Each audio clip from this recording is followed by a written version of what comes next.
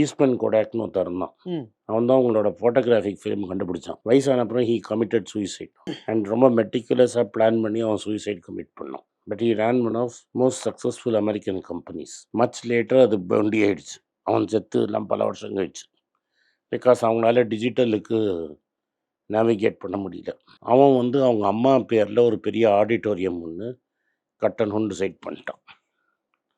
அதுக்கு சேர் சப்ளை பண்ணுறது ஒரு கான்ட்ராக்ட். ம். 1500 2000 சேர். பல சேல்ஸ்மேன் வந்துட்டான் போயிட்டான். கடைசியில் ஒரு சேல்ஸ்மேன் வந்து 2 சேர் ரொம்ப அசிங்கமாக பெயிண்ட் பண்ணி அந்த வீட்டு வாசலில் இருந்தது. ம். இவனுக்கு புரிஞ்சுக்கிடுச்சு, இந்த முதலாளியே அதை பெயிண்ட் பண்ணியிருக்கான், இல்லாட்டா ஒரு பில்லியனர் ஏன் அதை ஒரு பேட்லி பெயிண்டட் சேரை எதுக்கு முன்னாடி வச்சிருக்க போறாரு. ஸோ அந்த சேரை ப்ரைஸ் பண்ணான். எவ்வளோ அழகாக பெயிண்ட் பண்ணியிருக்கீங்க, ம். எவ்வளோ எஃபர்ட் போட்டிருக்கான் அப்படி இப்படின்னு. அவனுக்கு ஒரே குசி. ம். That work somebody has appreciated what he has done. ம். அந்த 1000 சேரும் அவனுக்கு ஆர்டர் போயிடுச்சு.